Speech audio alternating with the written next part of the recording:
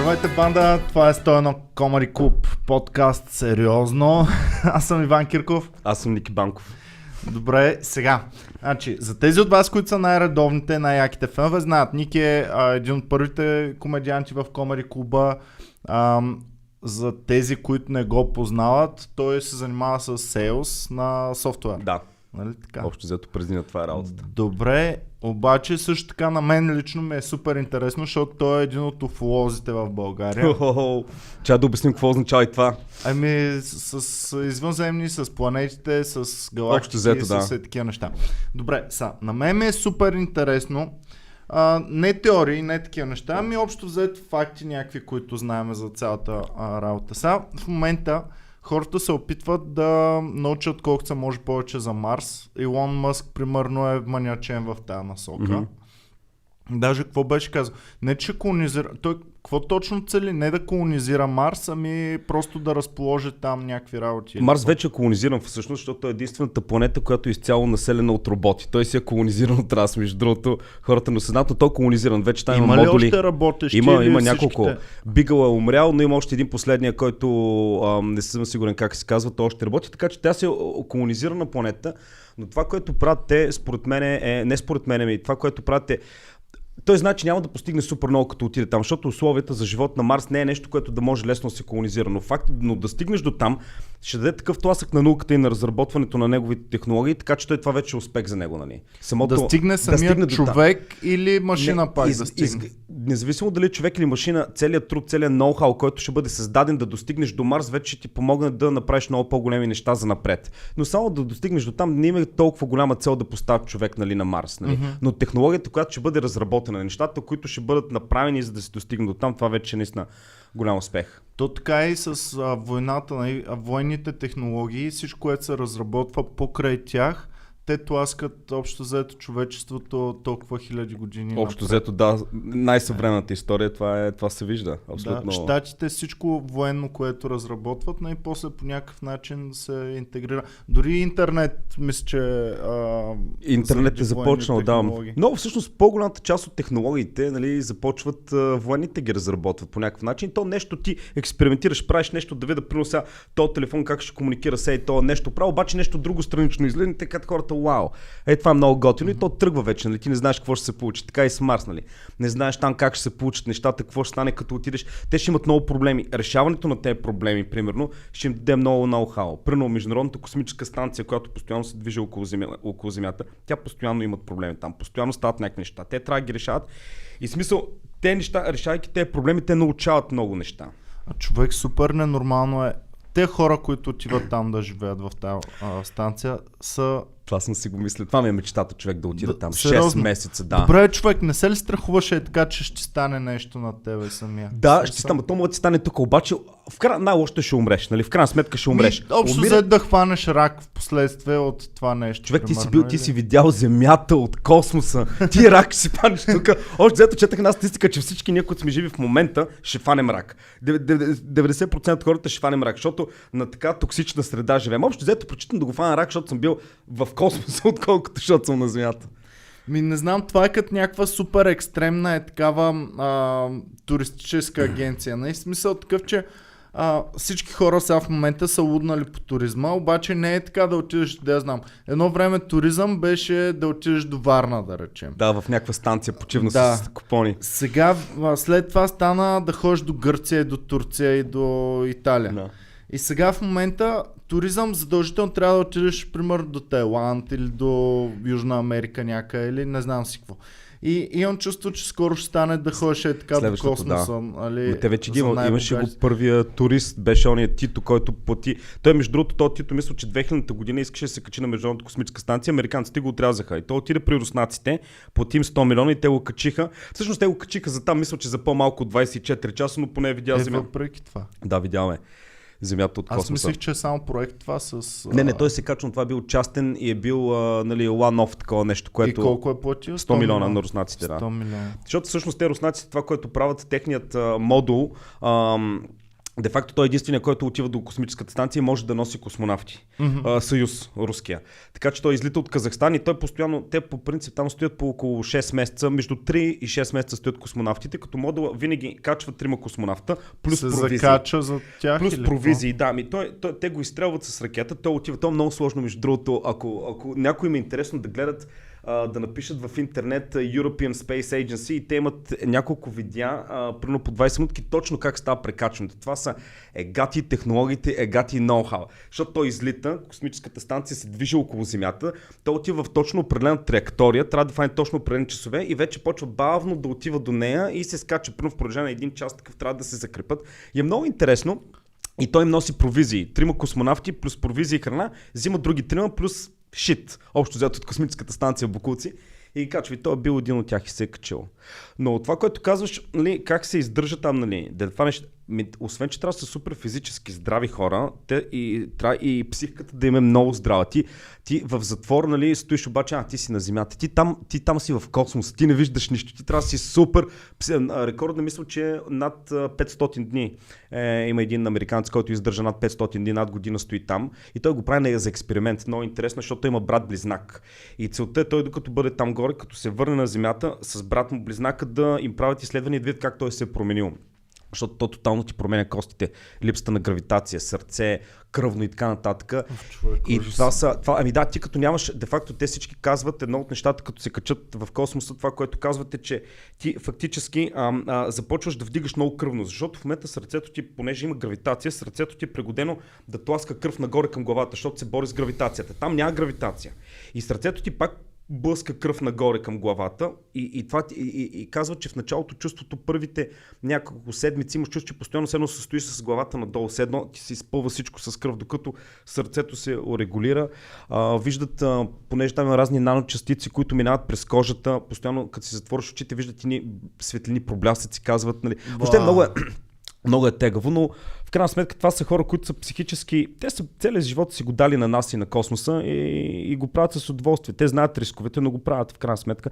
Човек, то е било, представи си едно време, отиваш на война, знаеш какво ще стане на война, знаеш, че 90% шанс ти е да не се върнеш, първо Балканската война, или ако се върнеш ще бъдеш нещо с отрязан крак и отиваш, правиш го. Това е, нямаш друг шанс. Правиш го само защото ако не го направиш, ще те хвана military police и ще там някакви наказания. Добре, това сега, обаче по времето на Хан Крум, примерно Хан Крум, тук е България, така се бим звизан, тя да ходим на война. Какво ти пречи ти, ако си някакъв пич, аз първо съм си мислил, си стоя вкъщи в плевнята, ще кажам, няма. Глупости, ако те хванат, нали, ще обезглавят там или нещо е такова. Не знам тогава как е било много по-брутално. Сега по-скоро е по-леко, нали, защото сега ако се скатаеш, ще вкарат затвора. Нали.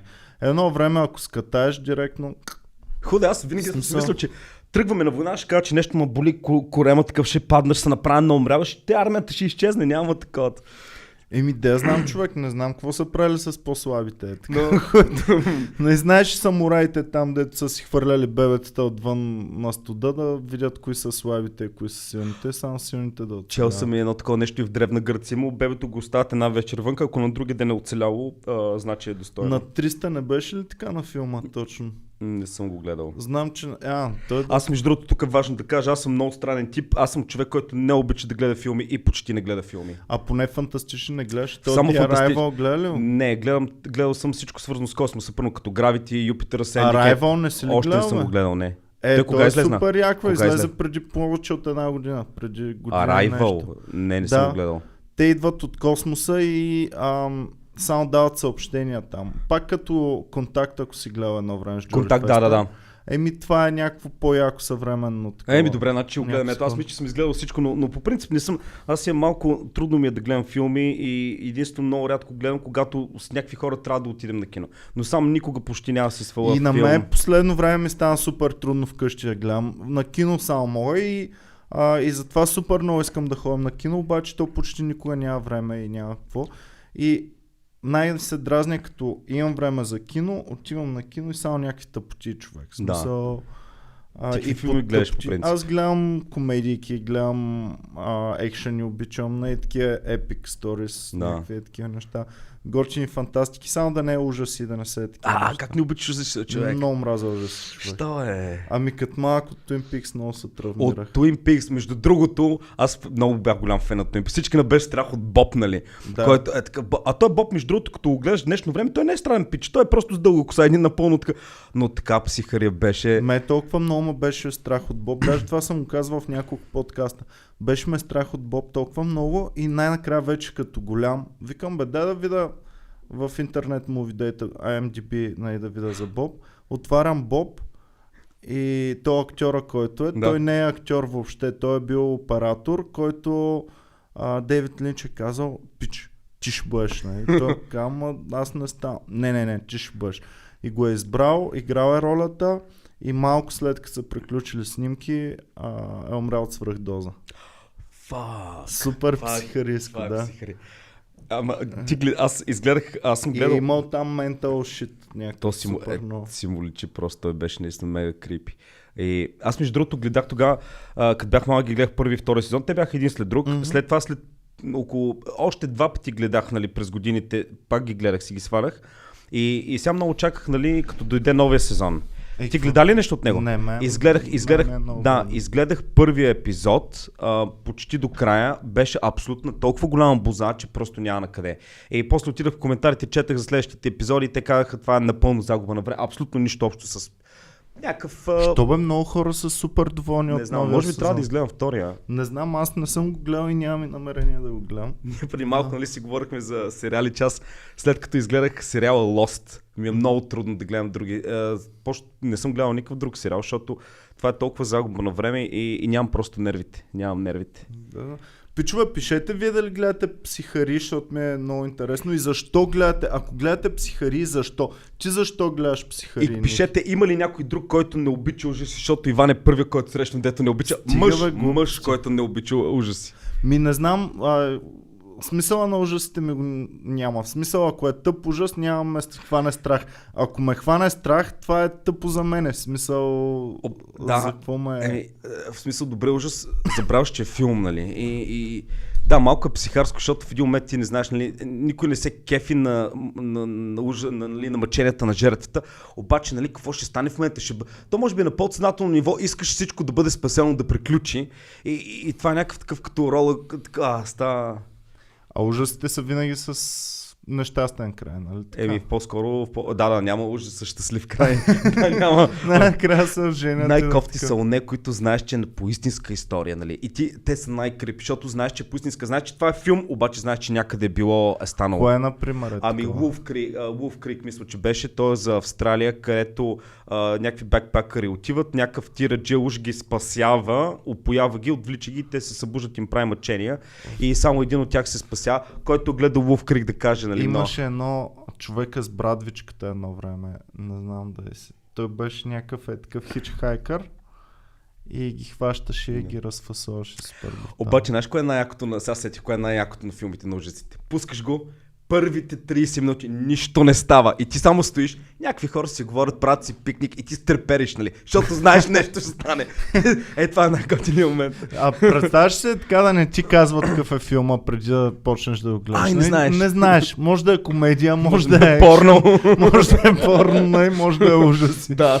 И така да знам. Между другото, това ще е яко. Кино, в което първо има прожекция на филм. Това е само като ти филм отиваш и го гледаш. Може да е анимация, може да е всичко. Ама то като почна вече знаеш. В смисъл, в днешно време няма да... Освен ако са някакви такива ефтини продукции, които никога не си и чувал. Ефтините. Аз между другото, това се заребявам много да гледам в YouTube го има, да гледам примерно такива непрофесионални шорт филмчета. Те много стойностни неща има там, нали, много готини идеи. Обаче винаги това, което ми е било супер смешно е някои примерно ученици, нали, когато или някои ентусиасти правят филм, нали, снимат си филм, нали.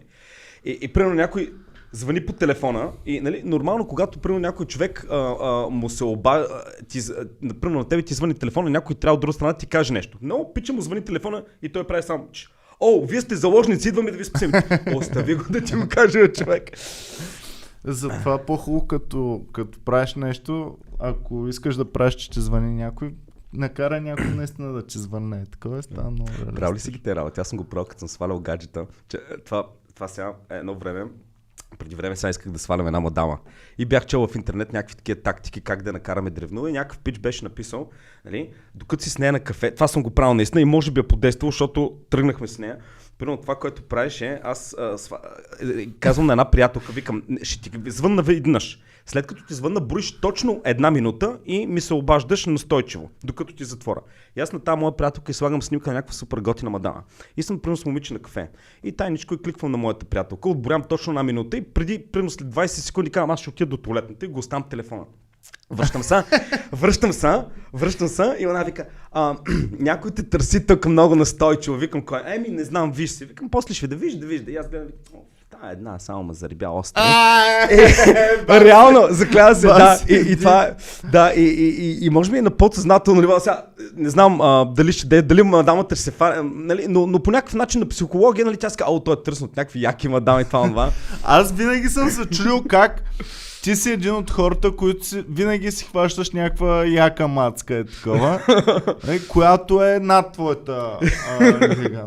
В смисъл, какво значи над моята лига? Ами да знам, човек, в смисъл, и аз съм си хванал сега мацка, която е над моята лига, ама принципно, в смисъл, той, между другото, той всеки се вижда, ти себе си по десетобалната, като какво се виждаш?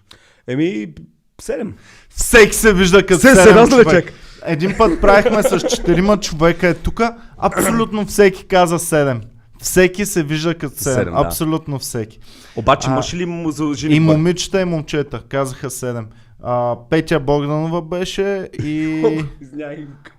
и Цецо и още нека каза Петя на Петя Бо и... Смисля, че каза Бог да... Имах чувството, че кажеш. Коя? Като каза Петя Бо и мислех, че тръгваш да кажеш Петя Бог да е просто и такъв малко кринжнах човек. Петя Богданова.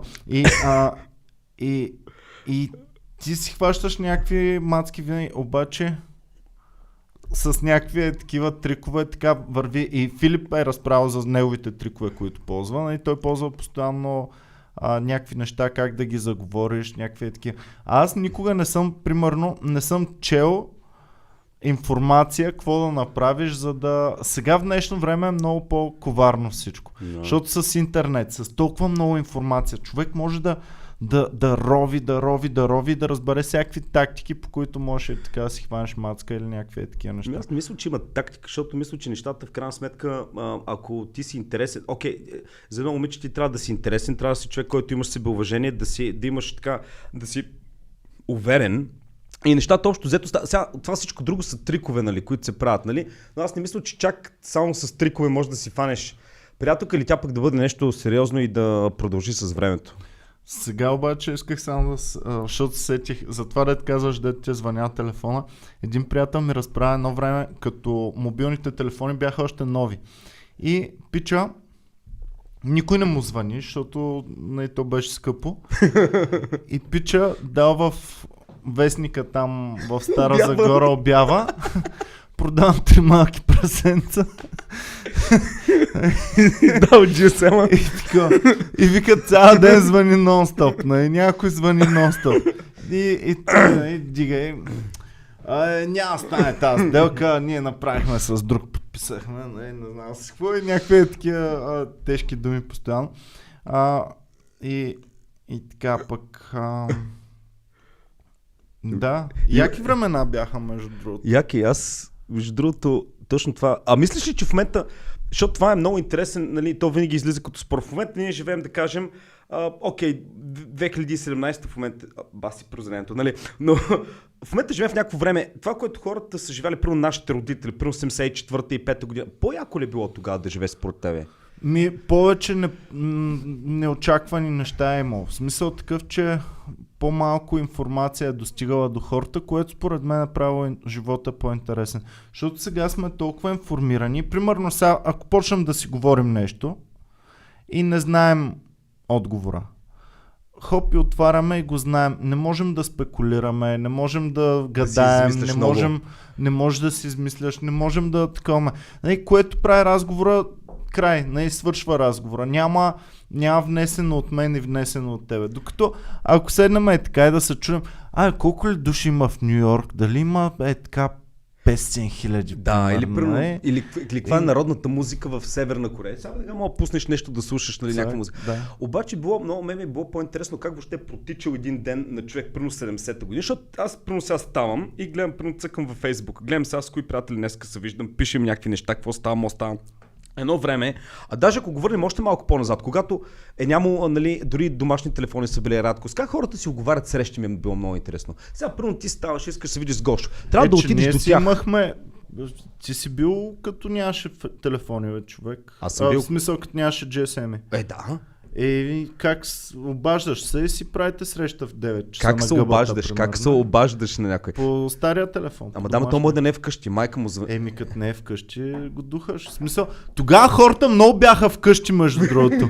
Да. Много бяха вкъщи, защото чат-пат не е вкъщи. Обаче ако сега звъня на някой вкъщи само, е невъзможно да го хвана. Точно. А тогава звъниш един път, няма го. Звъниш още един път, вече е там. Да.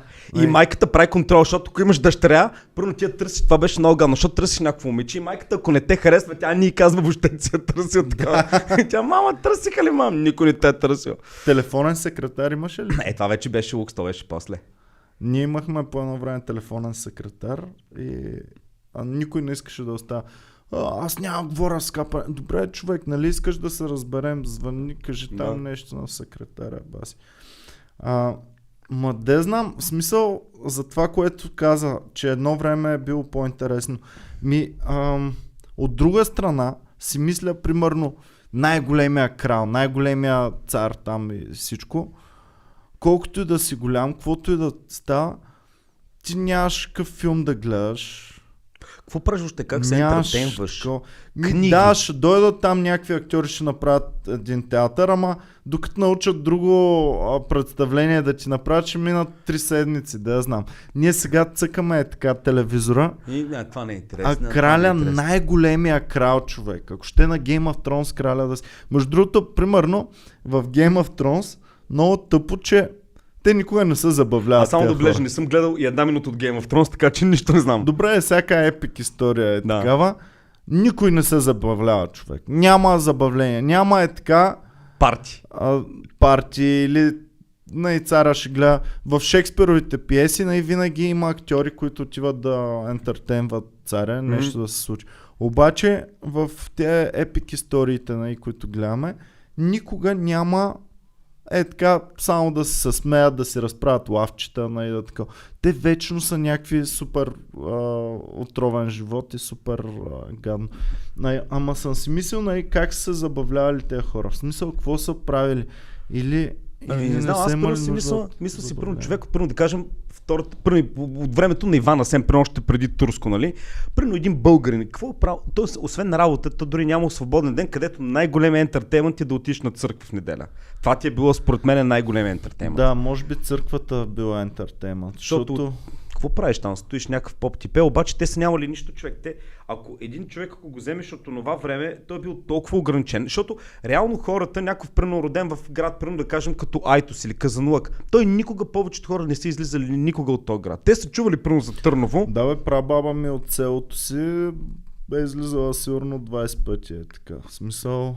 Те хора не са знаели въобще, че има свят извън това нещо. И фактически ние в момента също, дали в момента обаче ние също не сме ограничени, защото първо след 50 години някакви хора ще си говорят, че те 2017 бас включени живот. Какво са имали ми само някакъв интернет, телефони, а ние в момента какво ли ще бъде след време, винаги ми е било много чудно. Не знам, аз съм го казвал много пъти, че смятам, че човечеството ще поизчезне малко и че ще продължи към някакво такова концентрирано съзнание като технологиите. Аз мисля, че дори до там няма да достигнем, защото всъщност истината е, че страшно голям е шанса да ни удари астероид. Хората говорят, нали, Трета световна война, ще унищожим планетата. Не, има едно нещо, което се нарича астероид. В момента към Земята летат страшно много, те се казват Near Earth Objects, които, нали, нещо е изчислено, че ще премине примерно на няколко десетки хиляди километра от Земята, което като сложиш риска на това, че може да има грешка, би могло да удари Земята. Но се предполага, че няма. И те има много такива. Истината обаче, че тези, които летят към Земята, само всъщност около казват, че между 1 и 5% са тези, които са фиксирани. Другите не ги знаеш. Има голям шанс да има и такива, които са на collision course, нали, към Земята, т.е. траекторията да се удари в Земята и просто да не е открит. И това, което аз винаги съм си мислил, аз принцип си мисля много често такива психари, окей, има голяма вероятност в момента да лети астероид към Земята, който не е бил открит. И в един момент, обаче, те рано или късно ще го засекат, когато е прекалено късно. И първо НАСА ще каже, след 6 месеца идва астероид, който ще удари Земята и в рамките на около 20 часа целият живот плюс бактериите ще измре, ще изчезне. Нали? Той ще е достатъчно голям. И какво прави човечеството, ако примерно ти кажат след 6 месеца идва астероид, след 6 месеца свършва света? Какво правиш? По-скоро трябва да не го казват. Смяташ ли, че информация няма да изтече, човек? Да, знам. Окей, добре, ма те в един момент, няма да го кажат, ама в един момент... Аз ще съм най-щастлив, ако не знам. Ако не знам. Да, ще си живея живота, ще си бачкаме. Тук ще си ходим на работа. Първо, последния ден, първо може да се скараш с някой така за някакви глупости да го скажа. Па иначе, ако знаеш, че първо след 6 месеца, между другото, много хора си мислят, че аз ако знам, че след 6 месеца, или дори ти кажат след една седмица. Този филм с Стив Карел, не си ли го гледал? Не. Аз не ти казах, че филми почти не гледам. Има такъв филм точно по тази... Сериозно? Те знаят кога ще свърши света и всеки почва да прави там каквото смята.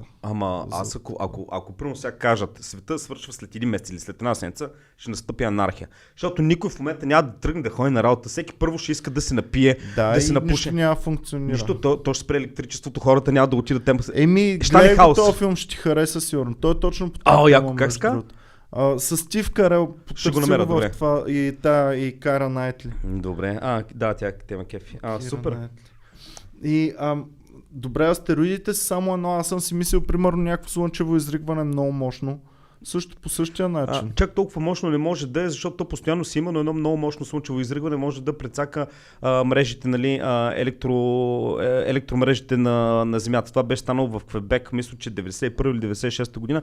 Много мощен взрив и целият Квебек остава без електричество. Но нещата са окей, защото примерно съседните провинции на Канада ги снабдяват с вода и така нататък, докато се оправят нещата. Някакво непознато изригване или много промяна голямо в температурата, примерно. То стига с средната температура на Земята се повиши с 10 градуса. Примерно. Не, ако се повиши с един, ще има ако се повиши рязко с един, това рефлектира върху много други екосистеми и така нататък.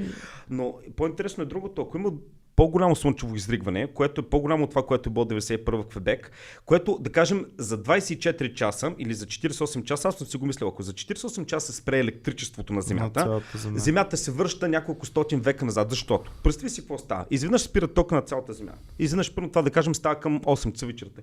Ти гледаш, спрял е тока, няма никъде ток. И чакаш. 3 часа почва всеки да обира и айде, те ще излегнат да спят, нали? Свеща тази вечер няма цъкаме в нет, няма такова. Обаче сутринта се събуждаш, още няма ток. Първо, светофари не работят, никой не може да стигне до работа, никой не може ти дори нямаш информация и почва една паника. Чингетите не могат да се коригират един друг, за елана. Ти не можеш да стигнеш никъде, колите, които са тръгнали, всичко е катастрофирало по улиците и съответно хората започва паника, почват да чупат магазини и масово да крадат храна, за да могат да се запасяват, защото никой не знае. И общо взето технологиите дори в един момент да има възможност да се върне тока да го оправят, никой няма да може да стигне до електроцентралата, никой няма да направи нещата и де факто стане една анархия, хората ще се избират. За един ден не знам дали ще стане. За 2 дена мисля, че обаче стане, защото въпросът е кога ще настъпи паниката и дали ще може паниката да издържи анархия, защото аз човек след 10 часа, ако няма нищо, почвам да чупа. Човек, аз си спомням банката, първа инвестиционна банка,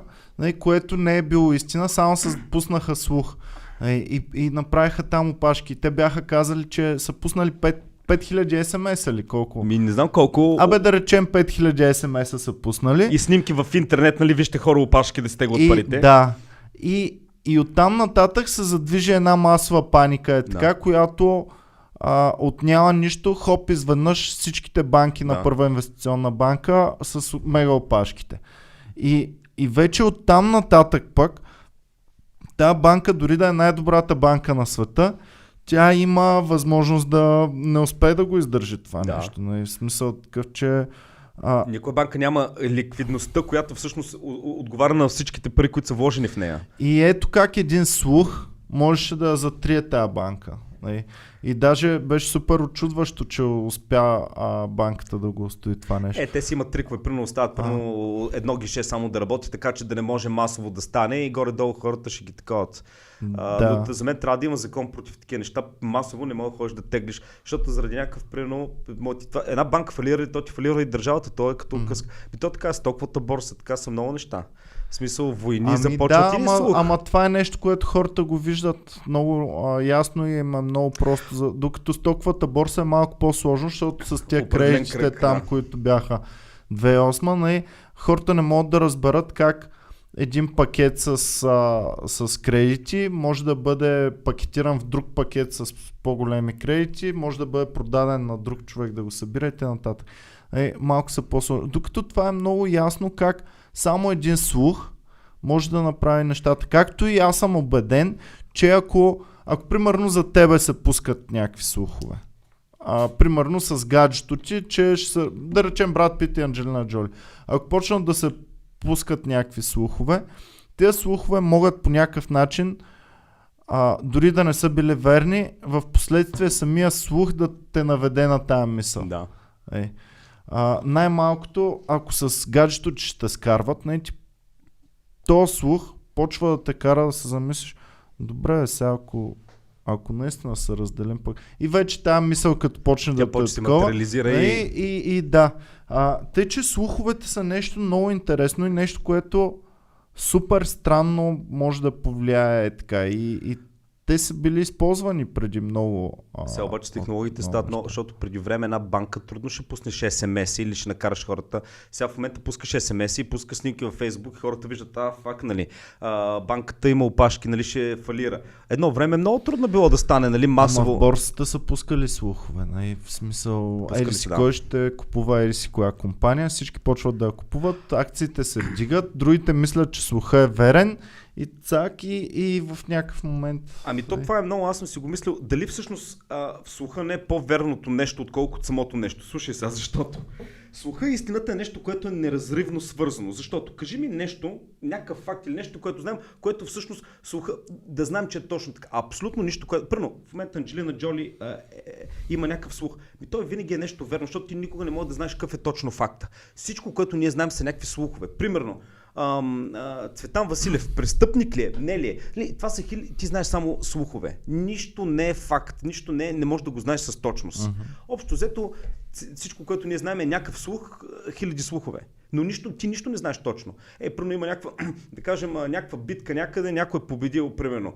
Знаеш ли дали е било точно така или всъщност някакви други не са дошли да помогнат? Аз между другото, ония ден четах, че всъщност битката при река Ахелой, нали, която е била Симеон 917 година, сега частъче, аз като се разрових, нали, оказва се, всъщност имало много наемни, примерно от Аварския Хагнат, де факто повечето не са били българи, които са разбили там войската. Това го четах сега. Не знам дали е верно, може да е било слух, но всъщност е било повече съюзници на Симеон, които са помагали и те са се били, нали. Но аз това никога не съм го знаел. Аз цялата история съм много скептичен винаги към нея, защото историята се базира на някакви минимални даннички. Ние едва събираме историята за Хитлер, примерно, което е тук преди 70 години и има записани аудиофайлове, видеофайлове, дневници и не знам си какво.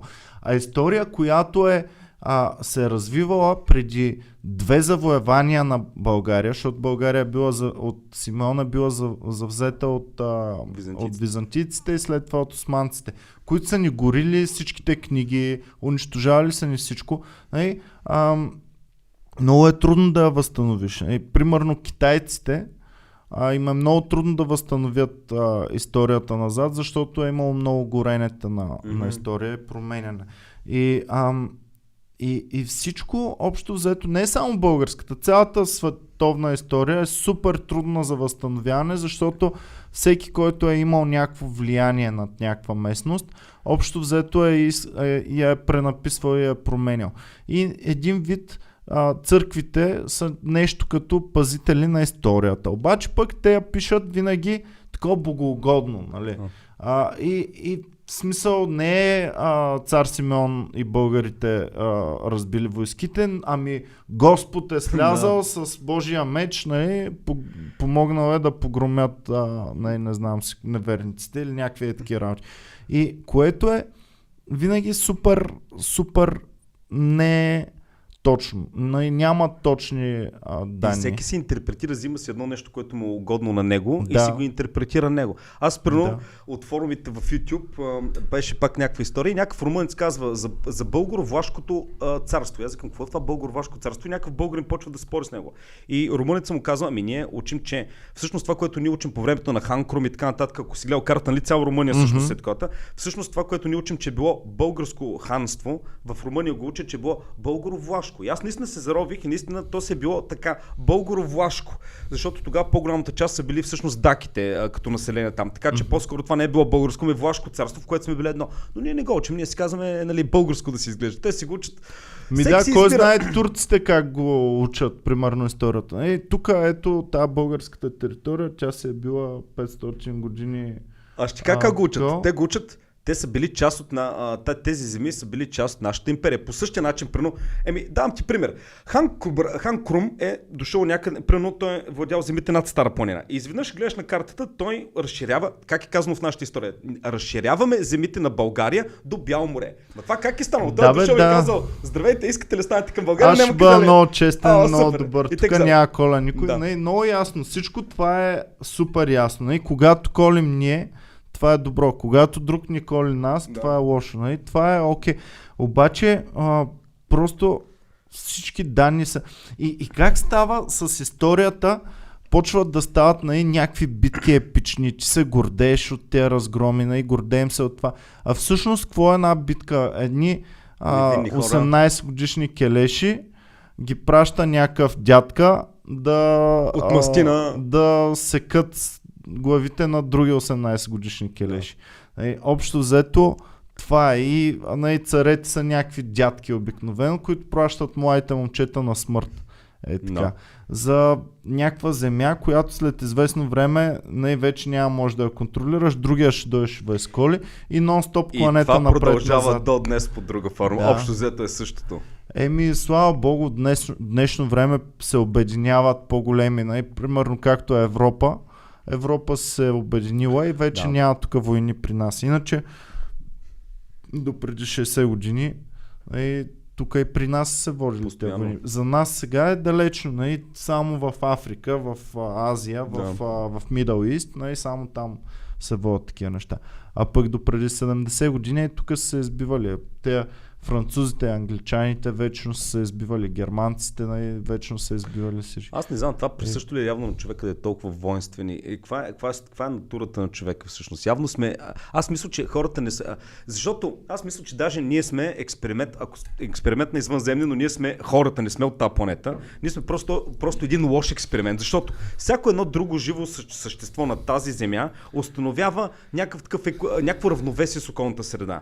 Нито едното не се увеличава много. Те прати ни еквилибриум такъв, как се казва, равновесие. Единствено човека се увеличава прекомерно, почва да взима от ресурсите на земята, докато вече става толкова много унищожава земята и хората около него и другите същества, че той самия почва да се самоубива. Аз не смятам, че земята някой унищожава. Аз смятам, че на земята не и пука има ли животни и хора. Така е. Или няма.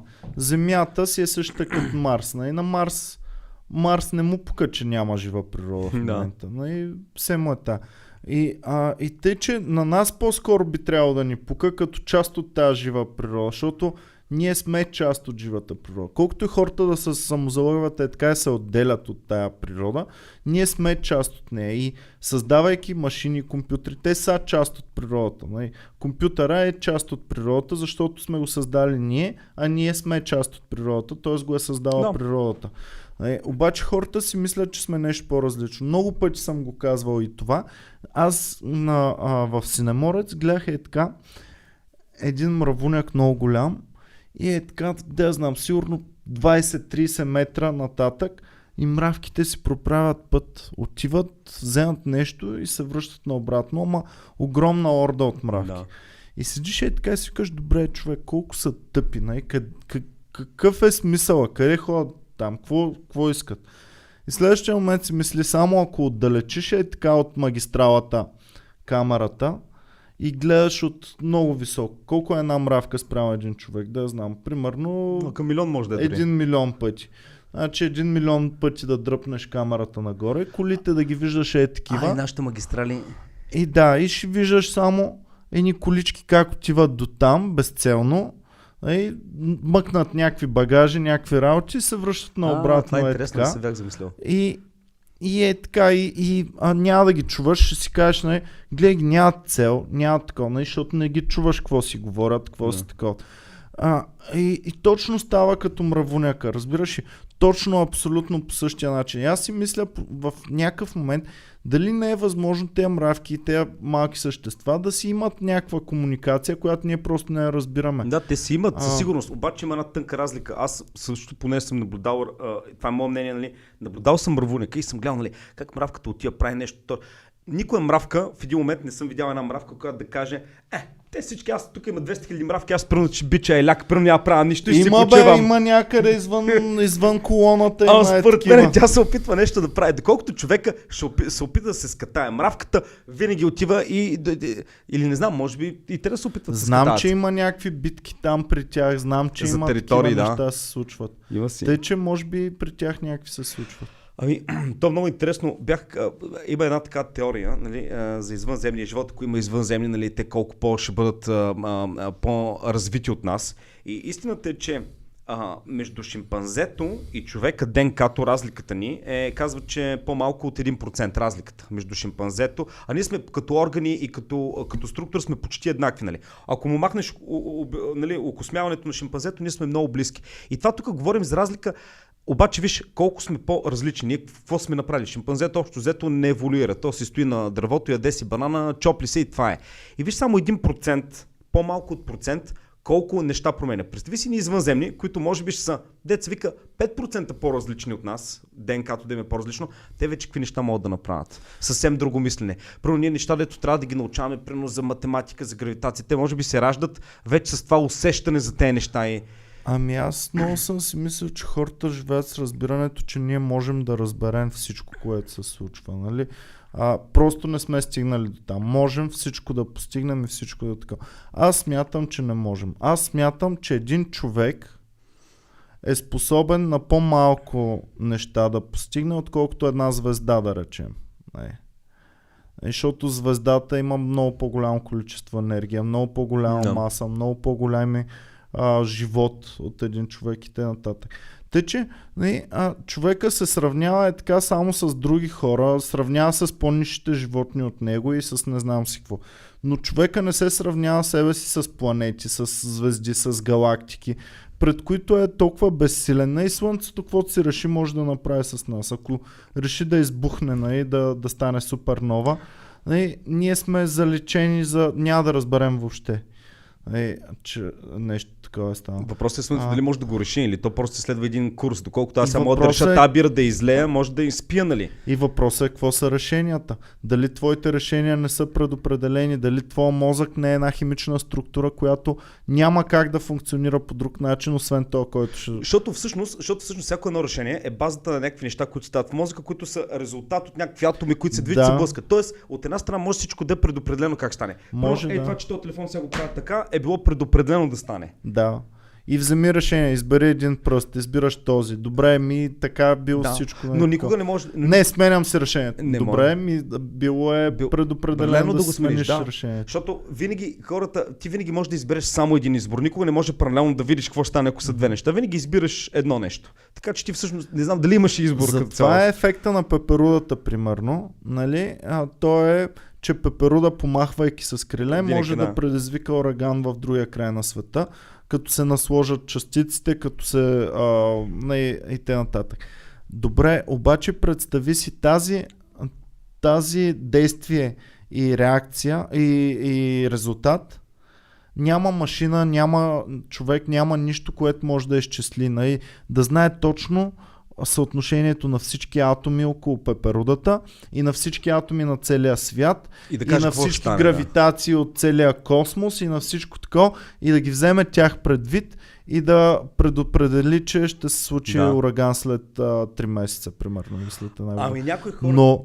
Но Бога в неговата всемогъщество, там както е разбирането, идеята е, че той може и знае абсолютно всичко. Ако знаеш абсолютно всичко, ти можеш да предопределиш, ти можеш да знаеш какво ще се случи. Да. Ако знаеш всяка частичка, не молекулка, всички частички, които не ги знаем ние, наноелектрон там, на електрона частичките и на техните частички. Кварките и позитрони и такива работи. Такива, до които дори не сме стигнали въобще. И как целият космос влияе на гравитацията на тази бира. Никога не можеш да го направиш, защото ти никога не можеш да откриеш най-дръмната частица. Винаги ще откриеш някаква частица, теоретично и винаги след това нещо по-малко. А хората си мислят, че могат. Хората си мислят, че ние можем да достигнем до абсолютното знание и че трябва.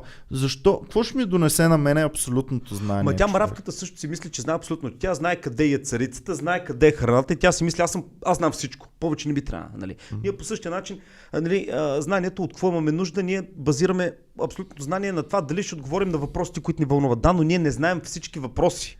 Има въпроси, за които не предполагаме. Така че човек е много...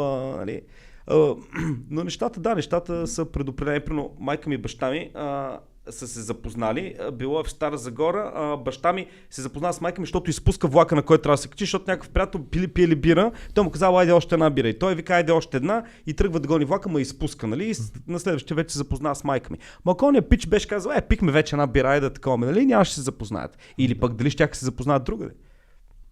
Ето, дали, представяш си, ти си казваш, само от това е зависело дали ще стана аз или няма да стана. Представяш си пък баба ти и дядо ти едните и баба ти и дядо ти и другите. Да. Как и точно в една вечер са решили да правят секс и точно тогава е станало всичко, а техните или пък преди да знам колко милиона години на някакво чехълче му е мутирало това и то. Безкрайно е. Ако се върнеш във времето назад, примерно, върна се 1000 години и отида при някаква бабичка във Франция, дето продава яйца и купа едно яйце от нея, което никой иначе нямало да купи, се променя абсолютно развитието на историята в цялата галактика. Да. Защото това яйце някъде нещо ще стане, някаква цена ще се вдигне по такова, хиляди неща. Примерно дори, каквото и да промениш в далечната история, променя се цялата... Какво мислиш за пътуването във времето? Според теб, възможно ли е да се осъществи? Не, да се гледа без да си там? Въобще концепцията за мен, концепцията първо не може да има пътуване, защото няма такова нещо като... Дефинирай ми думата време. Това никой не може да го направи, никой не може да дефинира време, защото първо няма минало. Много хора казват, идва от филмите, но всъщност няма минало и бъдеще, няма дори и настояще. Някой казва, кога е в момента настоящето? Във всеки момент, в който аз си го помисля, всичко всъщност е вече някакъв спомен за наносекундата преди това. Дори и настояще ти не можеш да пътуваш.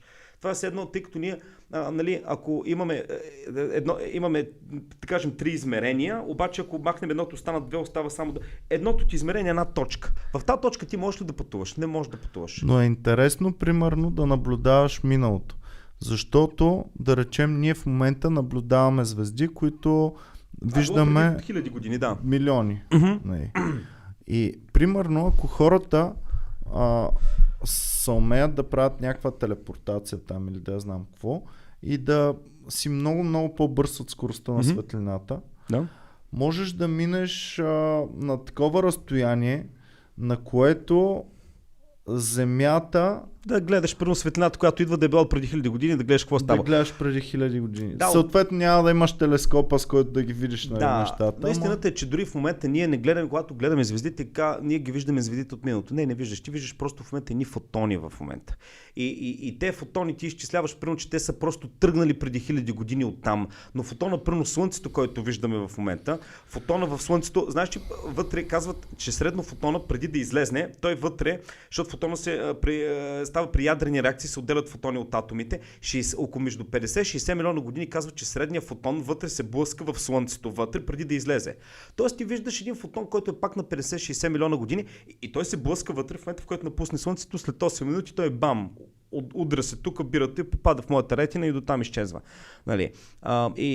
Всъщност ти пак виждаш същото нещо. Виждаш ни фотони дошли фотони. Вече образите, които не знам, за мен пътуване във времето не може да има, защото самото като понятие хората време, те си мислят, че миналото съществува, но всъщност това са само спомени. А един спомен дори може да е лъжлив. Аз примерно мога да те хипнотизирам и да ти внуша, примерно, че ние сме пили в момента вино и ти да кажеш, на подкаста с Ники, ние какво хубаво вино пихме и това ще е реален спомен за тебе. Нали? Защото какво са спомените? Това са едни отпечатъци в твоя мозък в хард диска, които просто ти ги регенерираш под някакви образи. И ти знаеш, че дори споменът не е нещо конкретно, той се променя. Колкото по-често се сещаш за нещо, ти винаги добавяш нещо в съзнанието. В един момент един спомен от един разговор може тотално различно да изглежда. Така че не мисля, че ще има пътуване в бъдеще или в миналото, но просто е така интересно като тема за... А кое е откритието, което според теб е така най-странно? Какво според теб е било? Примерно аз си мисля до първите радиовълни, какво е било и колко първите радиовълни са били магия. Защото до този момент не се е познавало това нещо и в един момент ти седиш примерно, да я знам, в Стара Загора, пускаш някаква радиовълна и аз знам ти какво казваш в този момент. Първата е била... Или там... е било наистина като магия. Първото, което е било от Канада, Нюфаундланд до Саутхемптън, когато... Не, някъде от Уелс беше Ирландия или не помня къде. Първите трансконтинентални вълни. Тоест, то е било наистина като магия, човек. И знаеш, някой прави нещо в дори Канада. Дори по жици, когато са пускали за първи път телеграфически сигнали. Да. Представяш си до този момент... Един начин да комуникираш с някой е да напишеш нещо и някакъв кон да го занесе там. Да, и до този момент се е говорило предания, как магиосника може да ти предаде съобщението и ти да го знаеш и не знам си какво. И в следващия момент от магия се превръща в реалност. Кое според теб е най-голямата магия, която се е случила, е такава технологическа магия? Всяко е магия, но откритието на електричеството, на контролираното, защото статическо още е имало в Древна Гърция са правили експеримент, но това да го контролираш, да направиш нещо, за мен това е било. Електричеството. До този момент да може да... и то всъщност, това е всъщност телефона, защото електричеството в началото, окей, сега светлината, аз мога и със свещи да се грее, и така нататък, но електричеството, това да излучва, радиовълни да може да създава, това е било всъщност комуникацията, даже по-скоро комуникацията. Радиовълните, телефона, това е... Човек, за мен все още, и аз така като хоби си изучавам как функционират нещата. И въпреки това е магия колко информация можем да пренасяме така невидимо по това. И колкото повече забързват 3G, 4G и не знам си какви мрежи, толкова по-странно ми става и толкова по-мистично ми става, погледнато от по-далечен период от време и от преди. Защото вече имаме цялото човешко знание така в джоба. Това никога не е било в историята. Ако фанеш един човек, примерно, от преди 917, отиш тук на Дундуков и го фанеш един млад пич и го телепортираш. Според мен той няма да може да издържи. Той, примерно, колко време ще трябва да му обясняваш какво е това? Те концепции не ги знае. Аз мисля, че ще се оправят, защото... Човек, той ще пита, чакай малко, какво правиш тук какво е подкаст? Това го снимаме и го пускаме в YouTube. Какво е YouTube? Трябва да му обясниш какво е интернет. Прабаба ми е така в село Ягода беше. Представям си, примерно в Африка има 100% хора, които въобще не са чували за това. Интересно ми е колко време ще му трябва да ги усети тези концепции, да може да го разбере. Факт, имаш интернет, имаш YouTube. Сега някакъв пич е написал нещо в YouTube, ние сме излезли и той ни гледа на някакъв екран, и още па. А представи си, примерно ние с тебе да отидем след 100 години да видим какво ще е. Така, след 100 години в София, какво ще правят хората в ежедневието? Ама това може да се проведе като експеримент. Всъщност сега ми става супер интересно да се разровя из интернет и да видя 100% има такъв експеримент, не е възможно да няма. Някакъв дет го държат някакъв, който 20 години е бил в Африка, в някаква джунгла да речем и има реално племе. 100% има. И да видя след това развитието му, като го вземат в обществото, да видим, да проследим. Едно такова реалити бих гледал. Това ще да. Или хора, които доброволно да влезнат в някаква камуна, дето нищо не става, нали? Само да пасат моркови и след 20 години ги пускат. Не може, защото трябва да е дете някакво, да я знам. То трябва да е. Между другото има такива случаи, Втората световна война, не знаеш, че японците са били супер такива отдадени на императора и такива, които имаше един случай в Суматра, японците като окупират и той му казва там генерала, нали? Казва му, отиваш на този връх и до втора заповед не слизаш там. И те са били, мисля, че до 80-та година са стояли в джунглите. Да, има ги реални случаи. Защото на него само той си чака генерала да му каже да такова. И ги откриват някакви туристи между другото. И те са хора, които са били много тренирани. Те знаят как да се справят, нали, в джунглата. Той стои там и чака във втора. Прави си храна, къщи, огън, нали, но той никога не е виждал цивилизация. Нищо, някакви джунгли там в Суматра. И ги връщат в Япония. Той вече е бил останал на около 80 години, когато го таковат. И не знам, не пишеше, нали, знам, че там са му дали някакви ордени, нали, на японската държава и на императора, но не пише как той се от 40 коя година, как 80-та е навлезнал пак в живота. Макар че 80-та чак ги няма от те мобилни телефони и чак толкова нещата. Да, има промени, но не са били толкова брутални. Но в момента са нещата... И виж, то все по-бързо става, човек. Аз познавах една японка възрастна, която беше жена на посланник на Япония в Австрия. И тя беше възрастна доста и ми казва, така ми вика, много ще бъде, вика, хубаво работи най-накрая като направят за приятели, защото е така, децата ти те не са покрай тебе, изостават, не всичките изостават, а пък роботчето ще се седи тук, ще си другарувате, ще му кажеш, виж вън какво е студено време, и той ще каже, да, много е студено, права си. Има такива в application, дето ботове, дето... Да, и тази жена, беше, това беше преди 15 на години някъде. Ми го каза. И тогава тя, гледам колко е напредничева, пък някаква бабичка, 70 годишна. И вика, в моя живот толкова неща са се случили. Вика, аз като бях дете, знаех със сигурност, че на Луната има лунни зайци и това е. Лунни зайци? Да, така са им казвали. И един ден, вика, се прибирам вкъщи, пускам телевизора и дават как на Луната се стъпва, за първи път и гледаме, няма зайци, няма нищо, и така. И вика, такива преобръщащи моя свят неща, хиляди са се случили. И сега като се замисля в моя живот, аз имах мечта като дете, 2 монитора е така един до друг, защото по филмите фантастичните винаги имаха 2 монитора е така. И съм си викал, баси, якото ще бъде или 2 телевизора или нещо е така. В днешно време мога да имам колкото си искам монитора и колкото... Аз най-малкото дори само лаптоп и монитор да имам и телефон, това вече са 3 монитора. Смятай. И един таблет 4. Ако имам 2 монитора, стават 5 вече, и т.н. Ако имам телевизор до мене с 6, т.е. дори не съм смятал, че галактиката може да има такова нещо, а пък камо ли аз да го притежавам. И е така, супер много магии са се случили в живота ми и кой знае какво ще се случат и дано човешкото да се запази, човек, защото това моето най-голямо притеснение, че човешкият фактор почва да изчезва от цялата работа. В смисъл, че технологиите ни го отнемат ли? Че хората спират да знам, примерно ние сме комедианти, занимаваме се с такова.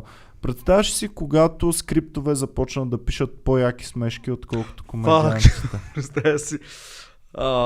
Защото те вече пишат, но не е рефайнато. Сериозно има роботи пишат смешки? Има, да, имаше и наскоро даже някаква песен, която е композирана от такова. от изкуствен интелект и влага в песента чувства, влага такива неща. Ама това е с изкуствен интелект. Реално изкуствен интелект ли? Защото той пак е някакви шибани алгоритми, които са му зададени от човек. Той ги изпълнява. Да. Робота, изкуствен интелект е, ако го направиш робота и той тръгне прави някакви работи и в един момент казва, стоп, решавам се самоубий, защото човека може да го направи. Човека може да направи всякакъв шит, нали. Робота, всъщност той е един алгоритъм. Аз си говорих с един приятел, който се занимава с такива неща, му викам, добре, всъщност изкуствен интелект не може да има, защото той винаги е някакъв алгоритъм зададен човек програма. И той ми каза, да и не, защото всъщност той е алгоритъм, който е зададен да пише рандъмли друг алгоритъм. Да. Защото, и си представи как стават биологичните мутации. И имаме един организъм, примерно чехълче, което се възпроизвежда. В някакъв момент става някаква грешка, която рандъм я възпроизвежда по малко по-различен начин. Ако тази грешка й помогне, тя се запазва. Ще оцелее. Ако не й помогне, ще умре. И така нататък. И така се е стигнало до нас хората. А пък един алгоритъм, ако може рандъм да прави също опити, защото ти си представи за мен широката дефиниция на изкуствен интелект е когато този интелект може да се пренаписва себе си, да пренаписва своя код, да експериментира и да се променя. Ако седи един и същ, за мен не е в това разбиране, което аз влагам, не е изкуствен интелект. Изкуствен интелект за мен в пълната му форма е ако той започне да се променя. И той може да експериментира с някакви скорости, които ние хората не можем да си ги представим. Тоест, той може да прави експерименти да симулира неща, които така като ми ги обясняваш те работи, аз си замислям, че ние хората сме и ние изкуствени интелект, защото нашия код какво е? Нашето ДНК.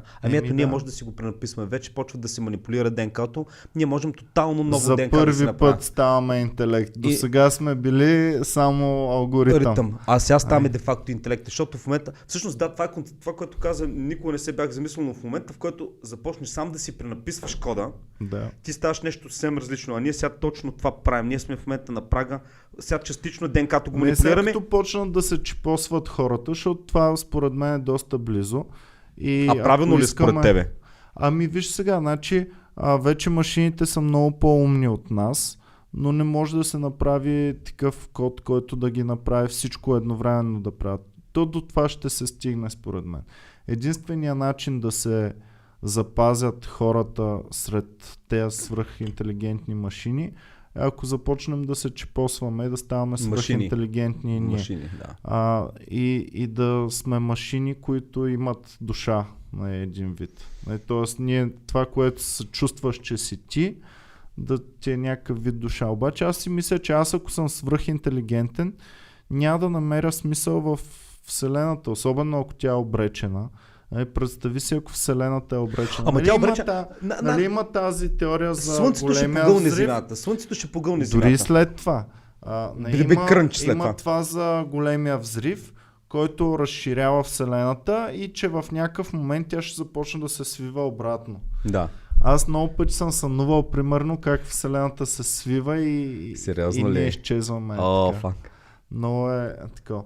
И ако това е вярно, хиляди други теории, ако се такова. Или пък другото, което хората си мислят, че ще населим друга планета или не знам си какво. Има тази теория, че нещата се отдалечават адски много в Вселената, по-бързо отколкото е възможно да се движи.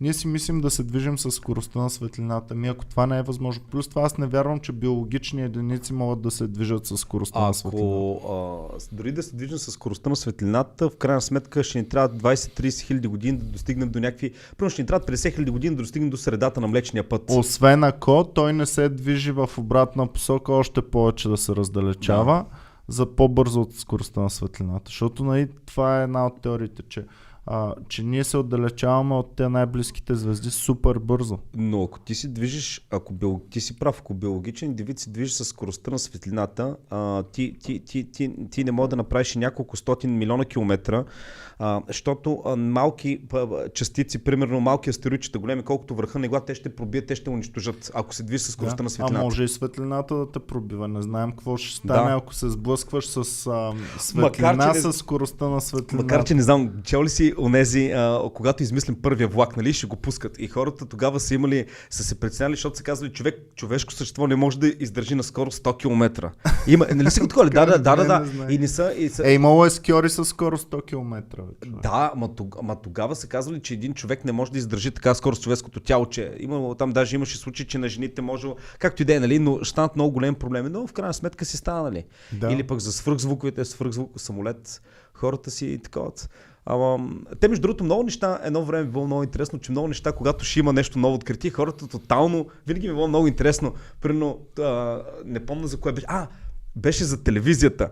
Сега, за телевизията, когато е била измислена като концепция и е била там селса, който, нали, измисли, отива да пичва на такъв, да промотира на някакви, да го финансират, те казали, този продукт, нали, телевизор е интересен като концепция, но той никога няма да може да бъде комършали такъв, нали, вайб, как се казва, защото те тогава му казали, няма как един човек просто да седне, да стои, да не прави нищо и да гледа една кутия. И са казали, че това никога няма да може и то после става. Но виж какво е било мисленето, че един човек никога няма може да седне и да гледа, а те го правят часове. Защото до тогава животът е бил съвсем друг. Човек никога не се е спирал нещо така да не прави нищо. Странно ме. Интересно ми е какъв е бил живота, защото има предвид, че тогава пък е така става тъмно, зимата особено, да знам в колко, в 5:20 става тъмно. Не. Да. И край, какво ще правиш, баси? На свещ. Аз мисля, аз знам от баба ми, тя е израснала в едно село и тя каза, нали, сутринта се става, майка ми прави, нали, баница, баница, питка, нали, и се отива на нивата. Цял ден крътовски труд на нивата, прибираш се и започваш да месиш и да готвиш. Общо взето работа ти е свързана с яденето. Нищо друго. Ядеш, за да можеш да работиш и работиш, за да можеш да ядеш. Това ти е живота в края. И тя умря докато... И откъде тия мислители са раждали в тези времена? Някой мързелив, който не е работил, стоял и мислял. Защото общо взето... Не знам. Но са... чел ли... Четах на Платон едни много интересни неща, или Платон, не знам точно как се... Набрах една книга в една книжарница и беше Държавата. И отворих и нали, като четях и викам, баси, това е било преди 2000 години, какво мисля, каква логика. Някакви философските им идеи бяха, нали, много дълбоки неща, общо взето в момента, които си ги говорим ние, от нея хора са ги вълнували по същия начин. Първо бяха някакви, не помня точно какво беше, но беше и аз си викам, явно хората не са били толкова глупави, те са правили какви комедии са правили, какви театри са правили в Древна Гърция. Аз не мога да чета стари произведения, в смисъл супер елементарни са ми. Ако са над 150 години, да знам. Супер елементарно. Добре, Шекспир елементарен ли ти е? Шекспир ми е едно от малкото интересни. Ама ти не го гледай от логиката на това. Ти го гледай от онова, колко за теб елементарно, за онова време е било прено колко е вала. Аз от тази гледна точка го гледам. У нея хора, дето не са имали нищо, са го мислили това нещо. Шекспир е едно от малкото ентертейнинг неща, които такова. Даже ми е супер странно, че го е имало въобще Шекспир, защото повечето неща до и 800-та година за мен са супер нечетяеми и негледаеми, докато не се почва в края на 19 век и началото на 20 е баси литературата, човек. Не в смисъл неща, които съм вау, така. И общо взето най-интересният ми период от литературата е може би 1880. Ти на Оскар Уайлд се кефиш по принцип. Принципно да, от този период насам. Има доста такива, които са ми много интересни.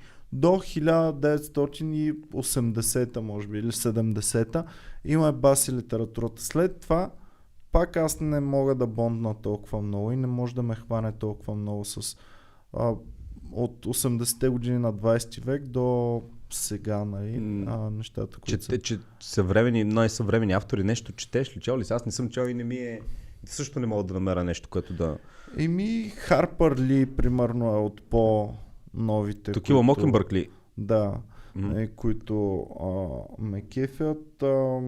Catch-22 ми е една от любимите неща, но и те са малко по-старички.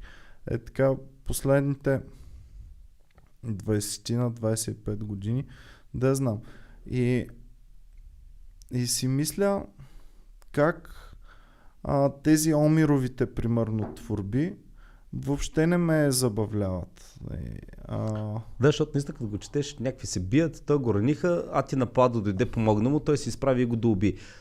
Но мен пък това, което наистина ме кефи като ги четеш, защото аз изпадам малко влизам в това съзнание на ония човек едно време. Колко било ентертейнинг за ония човек. Аз гледам от тази историческа гледна точка. Да, иначе ако в момента някой го примерно ти напишеш в момента Омер, аз го прочетеш, Иване, това е баси смешното. Интересни са ми анализите на такива неща. Интересно ми е под боговете какво се крие, как си какво и защо боговете са ни някакъв символ. И символиката ми е интересна, анализите и т.н.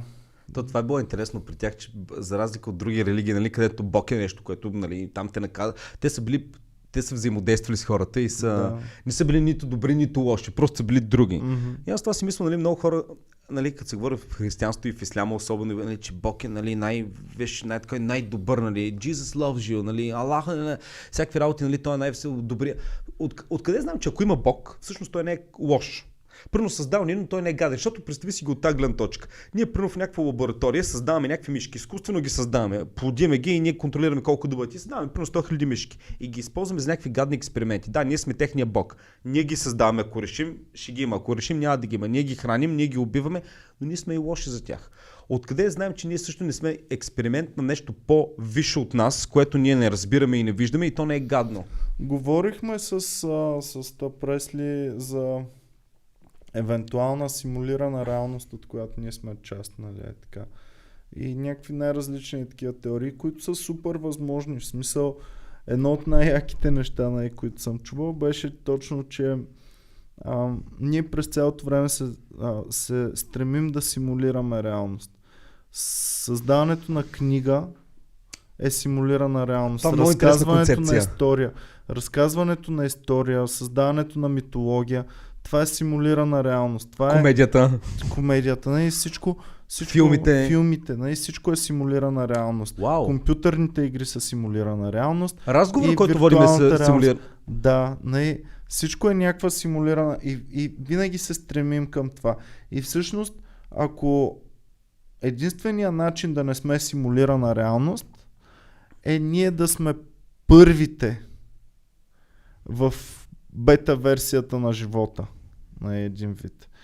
И всичко останало, защото ние ще го създадем, ние създаваме компютърни игри, ние създаваме машини, ние създаваме, т.е. ние вече вървим към това симулиране, ние вървим към това ти като умираш да те вкараме в някаква капсула, която ти симулира някакъв живот и нещо е така. Ние вървим, аз искам, ако бъда богат и мога да си позволя, я има технологията, искам вече като съм на примерно 90 години и ще умирам, да ме вкарат в симулирана реалност и да живея още 100 живота, примерно е така. Това е много интересна концепция. И според мен това наистина никога не се бях замислял. Това е така и между време след години може би това ще бъде постигнато. Ще може, когато изживееш този биологичен част от съществуването си, да влезеш така реалност и да продължиш да бъдеш там. И сам да си избираш каква е реалността. Ама представяш си колко пренаселено ще стане тогава? Къде в реалността или тук? Всичко, защото ти ще си спиш в някакъв ковчег, такъв симулиращ, ама пак ще те има някъде. В смисъл, пак ще трябва някакви тръби да те снабдяват с някакви неща, да я знам. Енергия, за да те поддържат.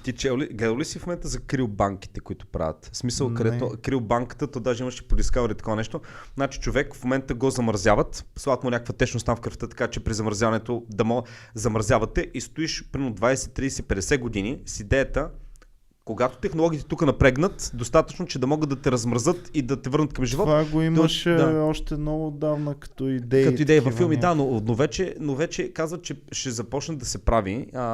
Даже не знам дали не помня предаването, нямаше някакви хора, които са вече замразени.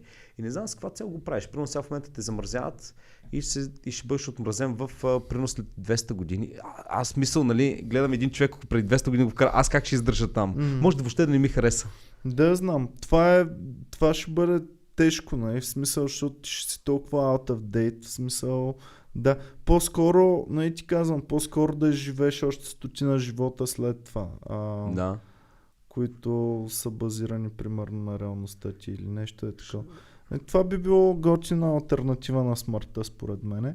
И безопасна за останалите, защото аз няма да им вредя по този начин, аз ще се живея там в моето съзнание. Да, това означава, че някой на биологично ниво трябва да те поддържа жив. Да. Ти за това казваш е пренасено, защото има много тела, много... Смятай колко такива поддържащи живи. И откъде знаеш, че няма стане бъг в системата или някой просто не дойде да те изключи до там да спреш всеки един момент. Всичко е супер, само да не заживееш в някакъв ад, човек. Да. Някаква симулирана реалност, която е ад. Да.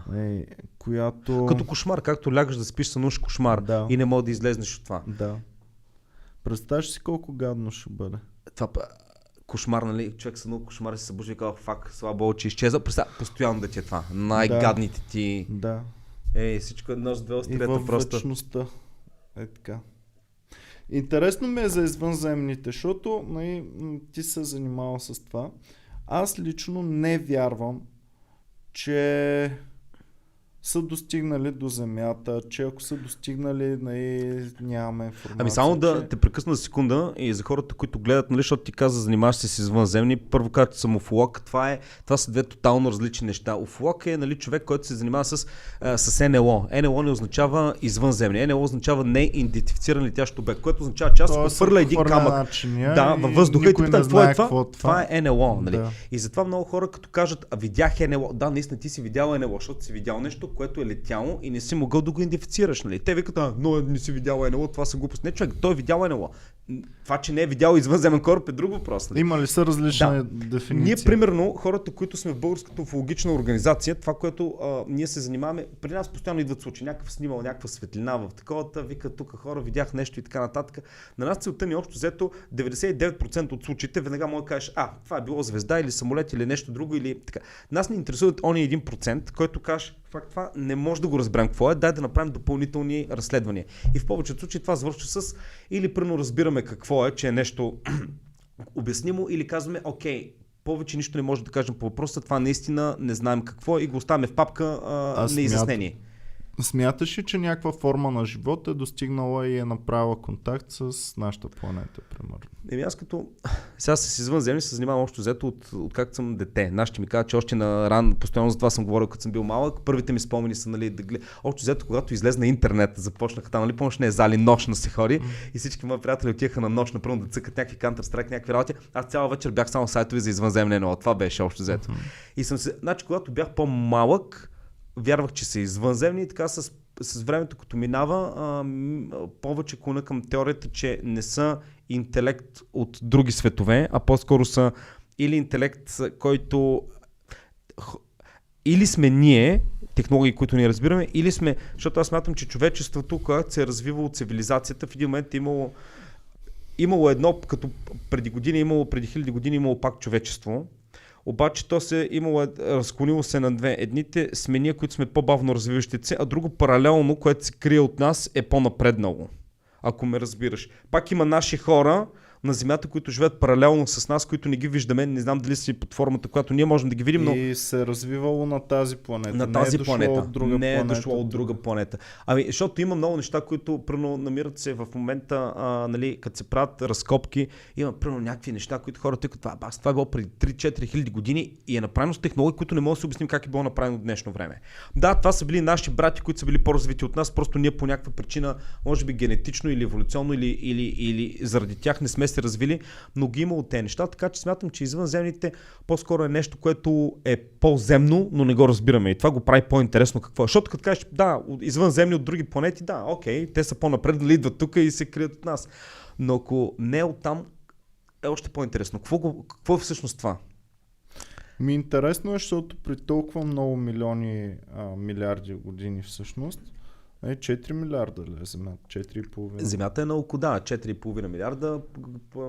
Обитаема да е от колко? От 1 милиард? Казва се, че примерно повече от 1 милиард, но сравнително обитаема. Чехълчета от колко има? Не знам, не съм запознат, но примерно може би над милиард години, нали? Да.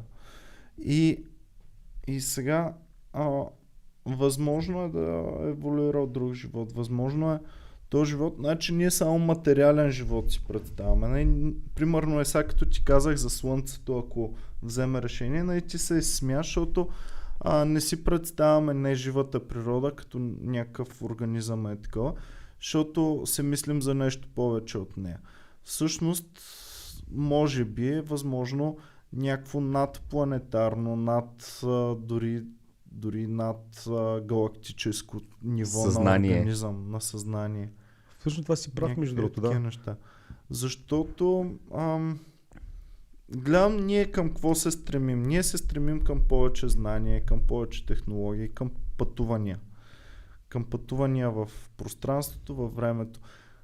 Аз не смятам, че моето тяло биологично е възможно да го направи това нещо. Но вярвам, че ти можеш да направиш нещо, което да може. Еволюираме, да се слеем с нещо, да се пренесем в нещо, което може да ги осъществява тези неща. Аз смятам, че един свръх интелигентен компютър, примерно, който се самоусъвършенства, ще се самоусъвършенства или в нещо нематериално, или в нещо много лесно за възпроизводство, в нещо такова. И той, ако почне да събира енергия, реално ще може да контролира някакви енергии, защото другото, което правим ние хората, се опитваме да контролираме енергии. Контролираме храната си първо, после бензин за колата, после отопление на жилището, после, там, да я знам, на целия блок. Живота ни контролна енергия общо взето минава. Някакви... Добре, аз съм се замислил, защо хората го правим всичко това? Защо искаме да се развиваме? Защо първо не седнем, да съдим картофи, да пушим трева и да си живеем така, да не се опитваме нищо да правим друго? Аз смятам, че това е по-щастливия живот. Кой? Ignorance is bliss. Ignorance, да. Смятам, че само игнорантният човек може да бъде наистина истински щастлив и да живее добре. Тоест, виждаш някакъв пияница на улицата, дето си надигнал бутилката и се кефи такъв и той е по-щастлив от тебе в момента. Предполагам, че да, особено ако не е пияница, ако е някой човек, примерно, даже примерно има си някаква къща там завещана, има си някакъв доход, някаква пенсия, има си алкохол, има си жена, има си ядене. Що не го направиш това ти? Да се оттеглиш на село с ракия и това е. Не мога, страх ме. В смисъл, страх ме, че ще направя грешка и този страх, че ще направя грешка, ме движи към всичките неща, които постигам. Всъщност, всичко, което правя, е на някаква вяра, че правя правилното нещо. Аз наскоро, миналата седмица, се видях с ни приятели, които се върнаха от... бяха някакъв остров в Индонезия и те казаха на един остров в Индонезия, в джунглата отиваме и не посрещат някакви селени, там местни. Те хора нямаха интернет, нямаха нищо, те не знаеха нито кой е президент на страната им, нито кой е въобще, какво става в света, нищо, те се живееха в джунглата в такова. Вика, те бяха толкова щастливи хора и толкова добре, нищо не знаеха, те не знаеха, мобилни телефони нямаха, те си цъкат там, спът на земята, правят си някакъв, си готвят някакъв ориз и това им беше. Вика, толкова щастливи, толкова добри. И сега се замислих, окей, те хора бих ли бил като тях? Искам ли да бъда като тях? Моят отговор е не. Моят проблем е, че и аз не искам да бъда. Но аз смятам, че ако бях тях, не себе си да стана като тях, ако се бях родил там, щях да бъда по-щастлив. Но има и друго. В момента някое много по-висше същество може да каже, Иван в момента е супер игнорант и затова е щастлив. Защото те за тебе са елементарни и щастливи, но ти също може би си мега елементарен за някакво друго същество, което на друго ниво има други проблеми. Това вярвам, че това, към което се стреми човечеството, повече знания, повече такова, ще ни кара да губим смисъла. Защото смисъла той е в някакви безсмислени неща. И примерно кое? Смисъла на живота, смисъла на всичко е в някакви безсмислени неща. И да знам, примерно вярата в Бога. И ходиш всяка седмица в църква, там не знам си какво и това ти дава смисъл, това те прави имаш си цел, имаш всичко. Нали, след това аз съм на такова ниво в наука и в такова, че съм станал невярващ. Нали, станал съм атеист и това ми е отнело някакъв смисъл. Разбираш ли? Това ми е отнело да вярвам, че има някакъв гранд план за цялото нещо. Това ми е отнело смисъла такъв простичък и ясен, просто формулиран смисъл на живота. Живей добре, бъди добър, нали, от там нататък, сега в момента моят смисъл е да бъда към хората около мен, нали, добър, да търсим това е смисъл, заедно. който ти си го даваш. Това е смисъл, който аз си го давам. Да, много хора обаче казват, че има гранд план, нали? Особено хората, които са религиозни. Аллах иска нещо от тебе, Исус иска нещо от тебе, трябва да правиш някакви неща и ти казват смисъл на живота. Този смисъл са ми го отнели, като са ме обучили по този начин, по който са ме обучили. Може и да са правите религиозните хора, но на мен ми е отнето това. Аз вече не вярвам. Аз в религия, в този тип неща. Тоест, аз трябва да търся смисъла вътре в себе си, а не вън зададен ми от някакъв бог. И търсейки го, аз съм си намерил някакъв смисъл. Но супер много вярвам, че още повече развивайки се интелектуално хората, още повече развивайки технологията, още повече изследвайки космоса и Вселената, още повече опознавайки законите на Вселената, още повече смисъл ще губим. Смятам, че... Ще губим или ще намираме? Ще губим смисъл.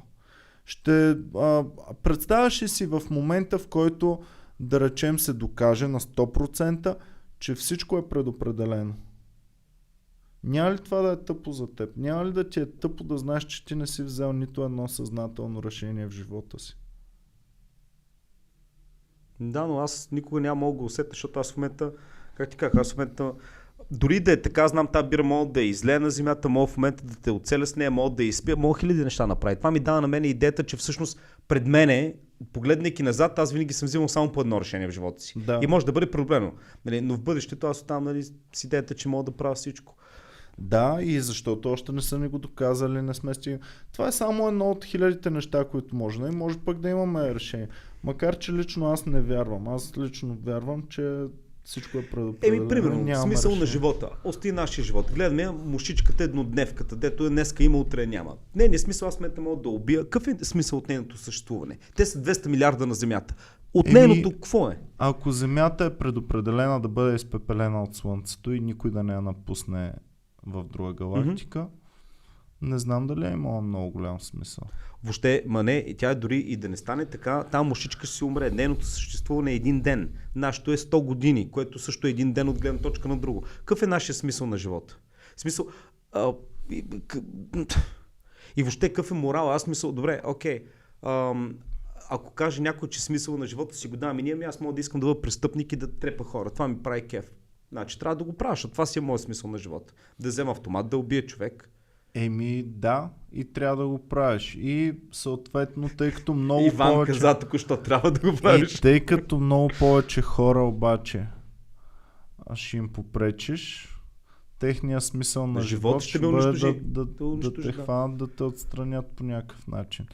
И за мен смисъла, до който съм достигнал до момента, е да си създам някаква общност, в която сме щастливи и търсим начини да се изненадваме, да се радваме, да си правим яко. Това е ултимативното нещо, е да си щастлив, защото тук си за много кратко време, може да бъдеш постоянно в мъка, търсейки нещо, другото време да се забавляваш и да си правиш кефа. Да, обаче, ти казвам, лично за мен трябва да е с други хора по някакъв начин. Явно за мен наистина сме социални животни.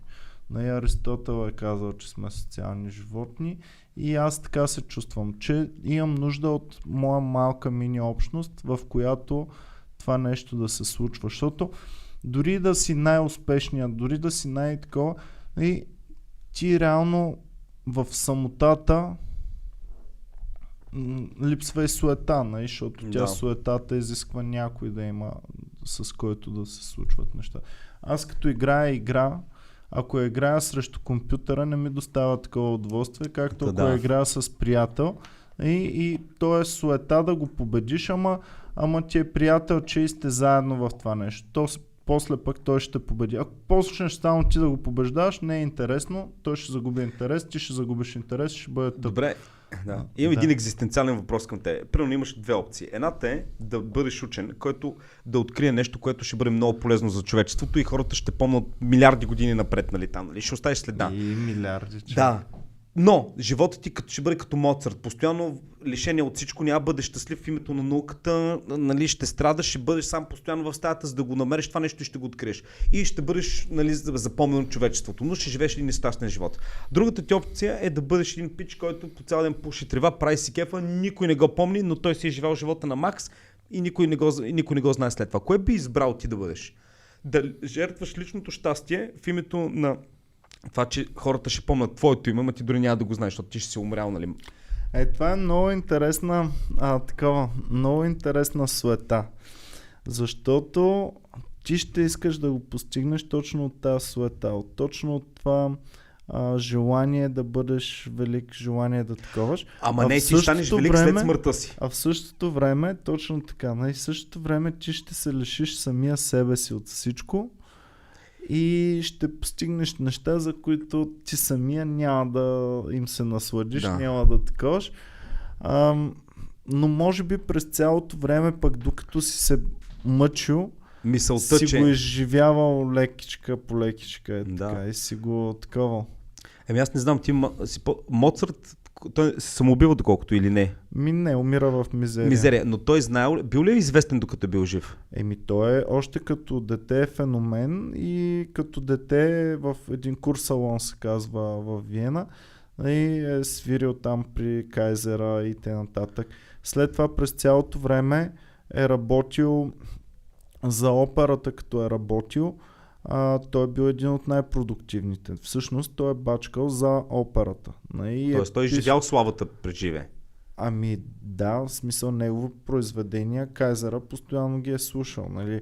В операта са се поставяли, концертите са се таковали, но е живял в мизерия. Да, но що е живял в мизерия, като Кайзера го е? Защото в смисъл има живот. Значи за нас е останал Моцарт, но реално човека, който тогава е правил всичко и заради който ги имаме тея на Моцарт произведенията, това са шефа на операта, шефа на симфоничния оркестър, шефа на това, на които им е трябвало млад човек да напише нови произведения, за да могат да са разнообразни, да не е само старото. И след годините остава Моцарт, но всеки един от тези хиляди цигулари, пианисти и целият оркестър, целият апарат, който е такова, ако не е бил Моцарт, ще да бъде Хайден, ще ли са да бъдат други, и т.н. Но И това, което иска да кажа, на мен винаги ми е било много тъжно, като прочета историята на някой човек, който цял живот умрял без да осъзнава какво ще стане след смъртта му. Нали? Защото това винаги ми е било жал. Той си е умрял, дори не е разбрал, че постфактум, това като един войник отива, жертва се на фронта и постфактум го правят герой. Нали? Той дори не го осъзнал. И го има и обратно. Аз съм сигурен, че Хитлер, докато е бил жив, защото той е умрял все още в нацистска Германия, се е самоубил, нали? Докато все още всички там са му викали, нали, Хайл Хитлер. Според мен той е умрял обратното, вярвайки си, че след смъртта му ще бъде прославен като най-великия, защото той си го е вярвал, че бъде най-великият спасител на Германия. Водача. Той си е умрял, вярвайки, според мен не му е минало и през закъл, че той ще бъде заклеймен като най-лошият човек на земята. Според мен му е минало, когато хората, към които е издевателствал, са приели превес, в смисъл такъв, че той примерно е издевателствал над евреите. САЩ и великите сили са закриляли евреите, били са против тази идеология. В момента, в който виждаш, че вече те от всяка сте натиснали, е така. Много ми е интересно за Сталин, който е бил също такъв някакъв гад абсолютен. И в същото време не е демонизиран. Е добрия един вид там, защото след повелителите. Втората световна. И в същото време... Убива много повече хора, отколкото Хитлер. 20 милиона души руснаци са убити по голаци и така нататък. Да, аз примерно само даже филмчета, дето съм гледал как ги е пращал с това на фронта. С влаковете композиции на фронта. И Русия се е наричала страна с неограничен човешки капитал. Този Жуков, примерно той да кажем е фърлял на смърт неговия там главен генерал, той ги е фърлял прено млади момчета, той не е бил дори военен, той е после развеличан като най-големия военен стратег, но той е просто който е фърлял човешки материал, нали, срещу някакви немци, примерно немците са 1000 човека, той е фърлят 10 000 човека и те с голям зор успяват да ги победят, но загубват примерно 8000. И въобще е бил, това е... Колко хора са умрали по времето на Сталин, но той не е демонизиран, защото от победителите. Да, супер. И никой в момента, даже ти много често, нали, като си казвал, нали, в Комеди клуба ми кой е най-лошият човек, нали, никой никога не казва, или може би са казвали Сталин, но никой не го казва. Да, но и самата информация за Сталин в средния човек е много по-малка, нали, много по-малко знае човек за много по-малко клишета има свързани с Сталин, отколкото с Хитлер. И това ми е интересно. Мусолини пък въобще не се спряга въобще. И така нататък. Плюс това на Хитлер всичките поддръжници. Изобщо, че една цяла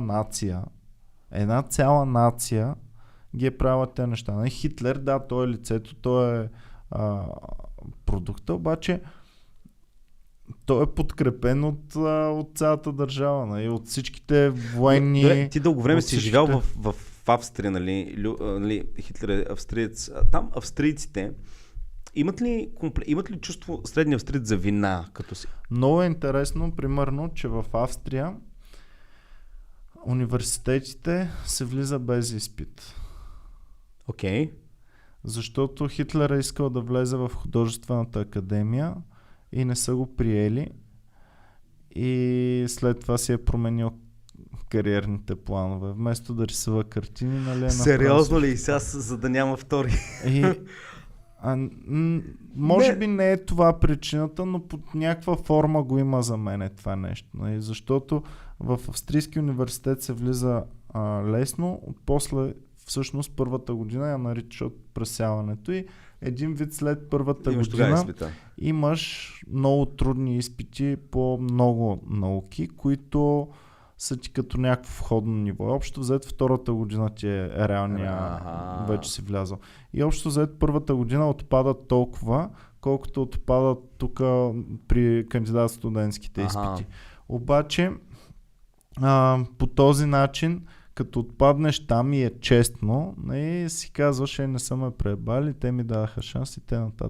Докато ако просто не те приемат, ти си най-великият художник на целия свят, обаче някой те е ощетил. Ако Хитлер беше влезал в художествената академия, нито аз, нито ти щяхме да сме тук. Човешката история ще да е толкова променена. Не се знае въобще какво ще да бъде света. Може и света да го няма. Може и света да има Втора световна война малко по-късно, която да е много по-катастрофална. Можеше Русия да е завзела всичко, целия свят. Да. И т.н. Нещата са много... Тотално нямаме... Това е мега грандиозното събитие, човек. Ние отдеве говорихме, че едно яйце да си купил от някъде в миналото. То едно атомче, дали ще се блъсне с друго, в един момент леко това нараства, сменя плътността на някакви неща, които могат да се окажат. Аз като малък, като хвърли някой цигара е така на земята, и аз отивах и я изгасях с такова, защото си мислех, то сега е малко променян на климата. Какво стана? Стана ли се? Да, не беше. Искаш да приключваме подкаст? Не, окей. За първи път имаме контузия в подкаста. Значи, внимайте, подкаст правенето е опасно, не го практикувайте. Върно ли? Да, това ми става веднъж на 2 години, бе. Си якото. Добре. Може ли подкаста да бъде спорт? Да бъде спорт? Да, виж, хващат ти са краката. Да, може, да. Добре, да знам, с какво да завършим. Може би не ми каза така или иначе какво е твоето виждане върху живота в Вселената. Така. Ние сега за това говорихме още. Да, моето виждане извън земята. Извън земята. Според мен има голяма вероятност, въпреки че нали, се занимавам с уфология, ние да сме в момента по-скоро клона към това ние да сме единственото от наша гледна точка разумни същества. Днес на много въобще биологични някакви такива... на много примитивно ниво може би има нещо подобно дори на бактерия, защото там може да е по съвсем друг начин устроено, но мисля, че може би ние сме единствените. Въглероден живот такъв като да не е въглероден живот, не аз това ще да кажа. Може би нещо друго базирано, но не е въглероден.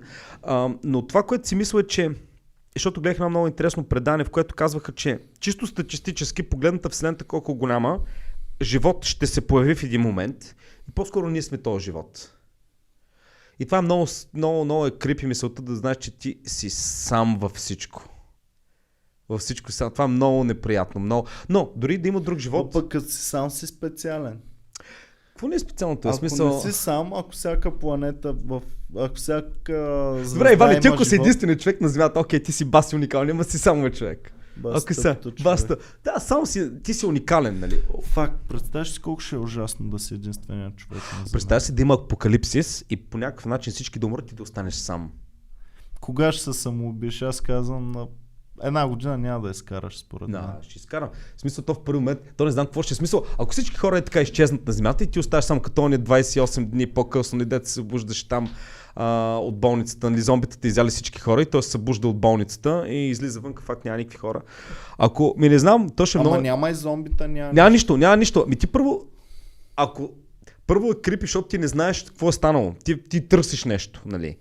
И ще ти трябва, може би повече от една година да осъзнаеш, защото ти трябва да пътуваш, ти пеша, ти ще мислиш, че някъде има живот, но животът ти ще мине в това търсене на някакви други хора, общо взето. Mm-hmm. И ако можеш да оцелеш, не мисля, че ще се самоубиеш, но ще имаш такива метаморфози. Ще ме е яко, аз смисъл... Човек, аз ще умра от страх, честно ти казвам.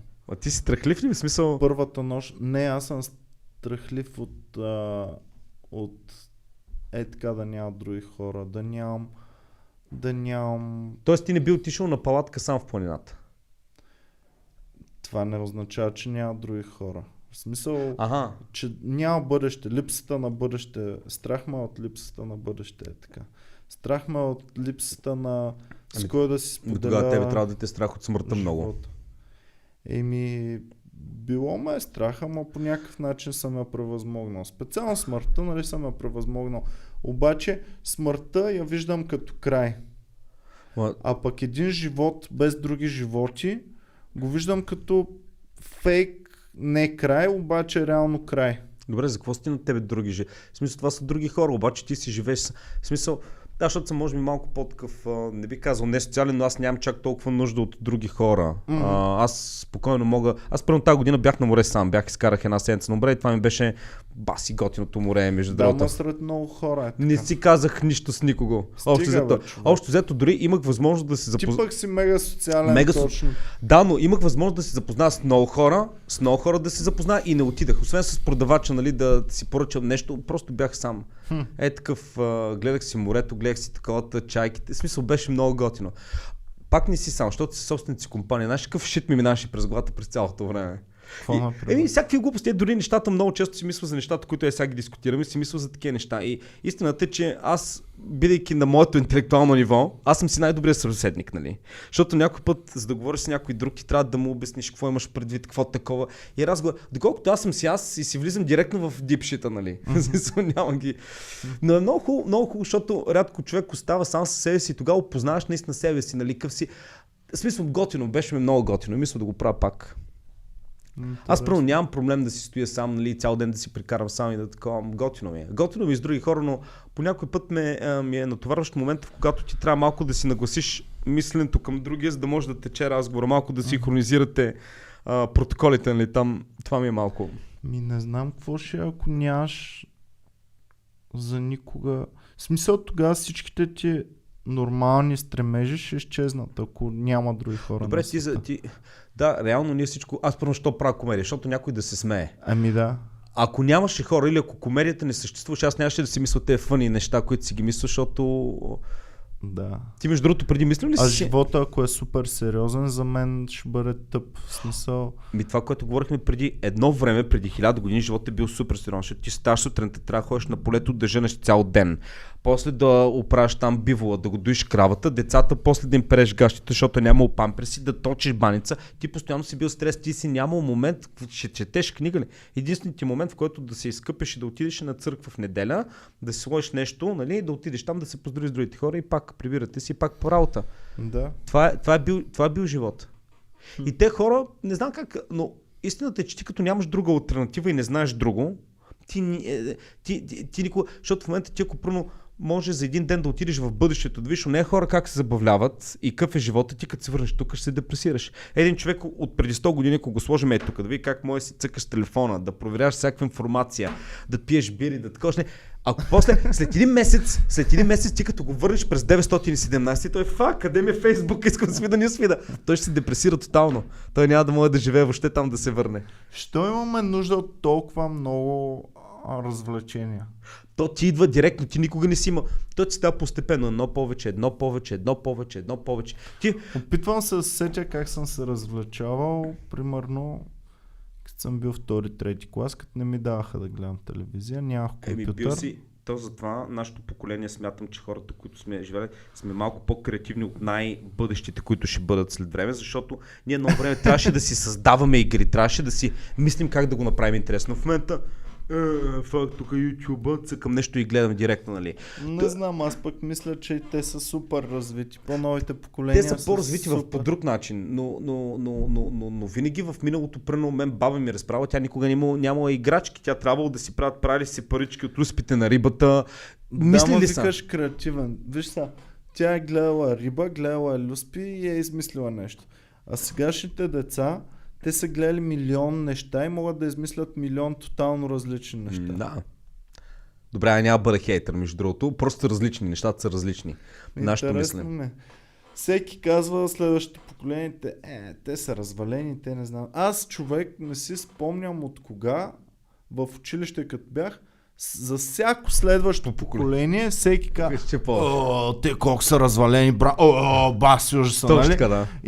И вече 15-20 години по-късно. Майка ми го разправяше, че и едно време по комунизма е било същото. След дойде 70-та, 80-та, всяко поколение са по едно време. Винаги едно време преди 20 години. Баба ми го разправяше. В смисъл винаги го има. Те, че не знам. Да знам, да сложим тук края за. Тук да сложим, живеем в момента живеем, това е нашето време. Беше доста интересен подкаст, така че пичове ще гледате скоро още от това. Благодаря ви много, че гледахте до тук. За най-големите фенове можете да ни гледате на живо в Comedy Club София, в Comedy Club Пловдив и във Варна. Във Варна сме на 10 септември. В Пловдив сме всяка седмица. Няма да идва на 10 във Варна. Но Ник е от Пловдив. Той е с налоко Пловдив фен. Ник е от Пловдив, забрахме да кажем, да. В Пловдив от 23 започваме всяка седмица. Чао, пичове, и до скоро. Чао. Супер, много добре, много.